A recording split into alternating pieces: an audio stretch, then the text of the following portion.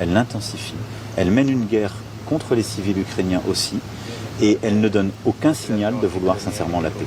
Et l'expérience que nous avons sur les 15 dernières années de M. Poutine, président Poutine dans son approche, c'est qu'à chaque fois qu'il peut gagner par la guerre, qu'il pense qu'il peut gagner par la guerre, il ne négocie pas la paix.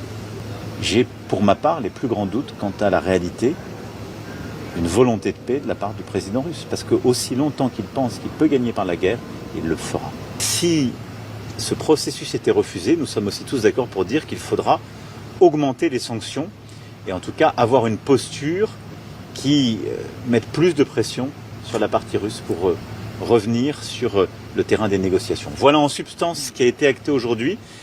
J'ai pu d'ailleurs revenir cet après-midi sur le contenu de ces garanties de sécurité, qui sont une armée ukrainienne robuste, qui puisse résister à toute tentative d'attaque et qui la dissuade, et donc pas de limitation en nombre, en capacité, en armement, etc. Le plus vite possible, la volonté c'est que ce soit dans les prochains jours sur le rendez-vous bilatéral. On a dit que dans les 2 à 3 semaines on devrait pouvoir tenir la trilatérale et que les choses s'enclenchent. De toute façon, notre volonté c'est que le plus vite possible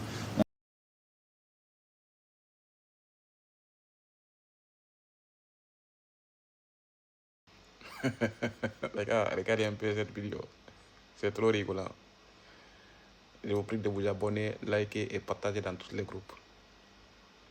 Vous avez écouté Emmanuel Macron. Et c'est apparemment c'est souci de bien-être des populations ukrainiennes et françaises.